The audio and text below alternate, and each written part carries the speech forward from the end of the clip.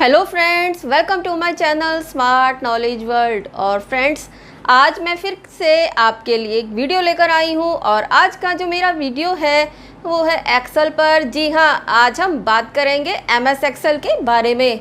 और आज के वीडियो में मैं आपको MS एक्सेल के अंदर जो बेसिक चीज़ें होती हैं, जो भी एक्सेल के बिगनर्स हैं उनको जो बेसिक नॉलेज होना चाहिए, उसी के बारे में हम बात करेंगे। तो आज हम बात करेंगे कि स्प्रेडशीट पैकेज क्या होता है। इसके अलावा हम एक्सेल को स्प्रेडशीट पैकेज क्यों बोलते हैं, और यहाँ पर वर्कबुक क्या होता है, वर्कशीट क्या होता है, सेल्स क्या होते हैं। इसके अलावा टोटल रोज़ कितने होते हैं, टोटल कॉलम्स कितने होते हैं, और टोटल नंबर ऑफ़ सेल्स क्या होते हैं, सेल्स क्या होते हैं, इनके अंदर हम कैसे काम करते हैं, ग्रिड्स क्या होते हैं। तो बहुत सारी चीज़ों के बारे में हम बात करेंगे।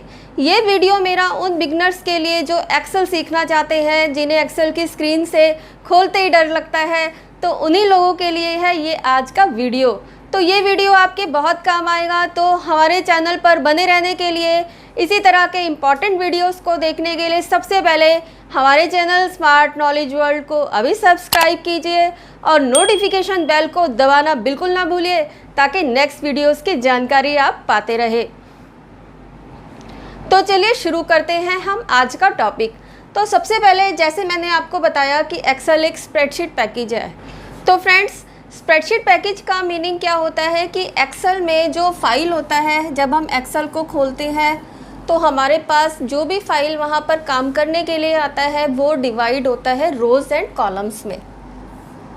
तो वहाँ पे नंबर ऑफ़ डिफरेंट रोज़ होती हैं, नंबर ऑफ़ कॉलम्स होते हैं इस तरह से, और कॉलम्स के हेडर्स होते हैं ABC। इस तरह से ये serial number up to different letters में होता है। और हमारे पास टोटल नंबर ऑफ़ रोज़ होती है, जैसे 1 2 3 4 5 6। तो बहुत सारे हमारे पास यहाँ पे रोज़ होते हैं, कॉलम्स होते हैं, और जो शीट होती है फ्रेंड्स वो डिवाइड हो जाती है रोज़ कॉलम में। इसीलिए डिवाइड होने के बाद तो जो भी शीट हमारे पास होती है वो डिवाइड होती है नंबर ऑफ़ रोज़ कॉलम में, इसीलिए उसको स्प्रेडशीट बोलते हैं, यानी कि जो रोज़ कॉलम में बटी हो। इसके अलावा हमारे पास वहाँ पर जब हम एक्सेल में काम करने के लिए फ़ाइल खोलते हैं, जो भी सॉफ्टवेयर जिसमें भी हम काम करते हैं, जैसे वर्ड में काम करते हैं या पावर पॉइंट में हम काम करते हैं, तो काम करने के लिए जो हम फ़ाइल खोलते हैं, फ़ाइल को यहाँ पर बोला जाता है फ्रेंड्स वर्कबुक। एक वर्कबुक क्या है? एक वर्कबुक का मीनिंग हो गया वो एरिया जहाँ पे आप वर्क करेंगे, अपना काम करेंगे, उसको सेव करेंगे, ताकि आप नेक्स्ट टाइम उसको रीयूज़ कर सके या देख सके या उसमें कुछ भी मॉडिफिकेशन कर सके। तो उसके लिए आपके पास वर्कबुक होता है फ्रेंड्स। वर्कबुक का मीनिंग होता है जहाँ पे भी आप काम करेंगे, यानी एक्सेल का फ़ाइल। अब वो वर्कबुक जो होता है वो डिवाइड होता है वर्कशीट्स में। तो जो भी हमारा फ़ाइल नेम होता है वो वर्कबुक नेम होता है एक्सेल में। फ़ाइल नेम को ही वर्कबुक बोला जाता है। जैसे मैंने आपको बताया, जो भी आप फ़ाइल नेम देंगे सेव करने के लिए, वही आपका वर्कबुक नेम हो जाएगा। और वर्कबुक जो है डिवाइड होता है, यानी वर्कबुक के अंदर डिफरेंट पेजेस होते हैं। जैसे आप कॉपी में काम करते हैं तो वहाँ पर काफ़ी सारे पेज होते हैं, उसी तरह सिमिलरली एक्सेल में भी डिफरेंट पेजेस होते हैं। और जब भी आप फाइल खोलते हैं ना, तो वहाँ पर फाइल खोलते टाइम, जो भी आप फाइल खोलेंगे तो फाइल खोलते टाइम आपको वहाँ पर डिफ़ॉल्ट 3 शीट ओपन हुई मिलेंगी। डिफ़ॉल्ट का मीनिंग हुआ फ्रेंड्स, जैसे आपने कुछ खोला और आपने कुछ भी स्पेसिफाई नहीं किया, कोई भी सॉफ्टवेयर आप खोलते हैं और आप कुछ भी वहाँ पे सेटिंग्स नहीं करते, कुछ भी ऑन नहीं करते, लेकिन जो डिफ़ॉल्ट सेटिंग्स आपको मिलती है वो होती है डिफ़ॉल्ट। तो डिफ़ॉल्ट का मीनिंग क्या हुआ कि आपने उसको नहीं बोला, लेकिन आपको 3 शीट्स वहाँ पे अवेलेबल होंगी, और उन शीट्स के नेम भी होते हैं, जैसे शीट 1, शीट 2, शीट 3, इस तरह से। तो वहाँ पर हम डिफरेंट पेजेस में काम करते हैं। हम हर शीट पर काम करने के बाद अगर हमें लगता है कि हमें और शीट चाहिए, तो हम न्यू शीट्स ऐड कर सकते हैं, न्यू पेजेस ऐड कर सकते हैं, और डिलीट भी कर सकते हैं। ये डिपेंड करता है आपकी नीड पर कि आपको कब पेज को हटाना है या लेकर आना है। तो यानी कि वर्कशीट का मीनिंग क्या हुआ फ्रेंड्स? वर्कशीट का मीनिंग एक तरह से हो गया पेज, कि जो भी एक्सेल में आपको शीट खुली हुई मिलती है वर्कबुक के अंदर, जो भी आप देखते हैं उसको हम वर्कशीट बोलते हैं। तो वर्कशीट का मीनिंग हुआ a sheet refers to a single worksheet और अ पेज। इसके अलावा वहाँ पर सेल्स होते हैं। अब फ्रेंड्स, सेल्स क्या होते हैं? एक्सेल में जो भी वर्कशीट हम देखते हैं तो वहाँ पर हम देखते हैं कि वर्कशीट में बहुत सारे छोटे छोटे बॉक्सेस आते हैं। जैसे ही हम एक्सेल ऑन करते हैं, अपने सामने हम वर्कशीट खोलते हैं काम करने के लिए, तो वहाँ पे आपने देखा होगा जो शीट है डिवाइड होती है। मैंने आपको बताया था कि स्प्रेडशीट होती है, यानी कि रोज़ कॉलम में डिवीज़न होता है हमारे पेज का। तो जो भी कॉलम रोज़ होते हैं शीट के ऊपर, जैसे ये रोज़ है और ये कॉलम्स हैं,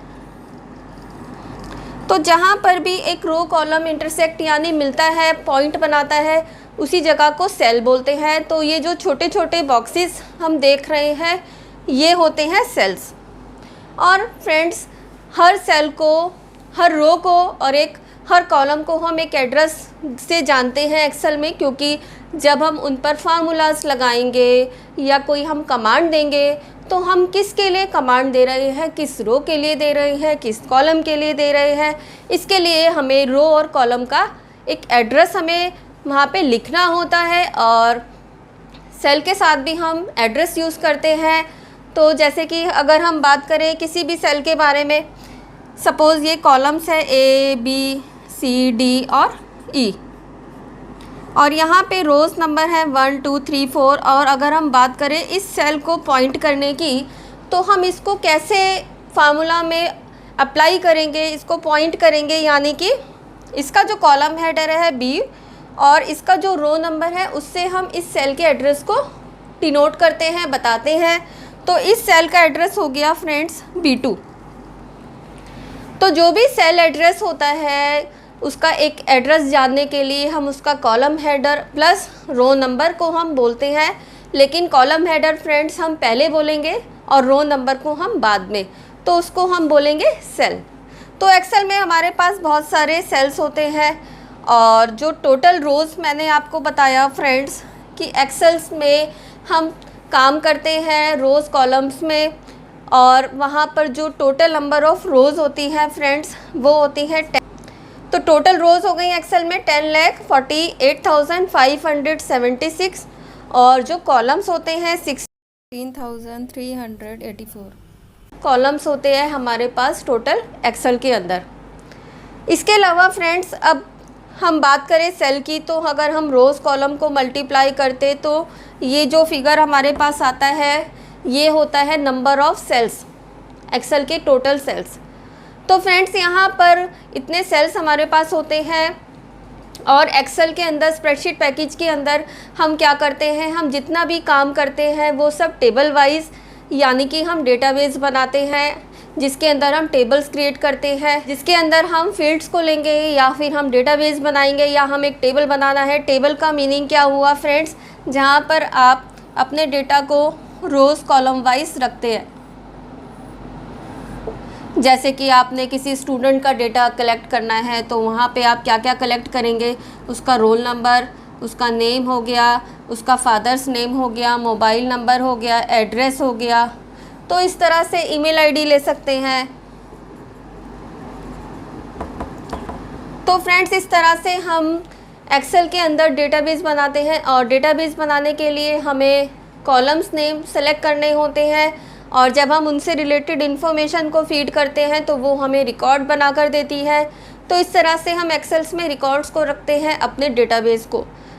तो फ्रेंड्स, इस तरह से हमने देखा कि यहाँ पे टोटल रोज़ क्या होते हैं, कॉलम्स क्या होते हैं, सेल्स क्या होते हैं। तो जो डिफरेंट सेल्स हमें दिखाई देते हैं फ्रेंड्स बॉर्डर की शेप में, तो ये बॉर्डर्स आपको प्रिंट आउट में नहीं मिलता, इसको आपको सेट करना होता है ग्रिड के थ्रू।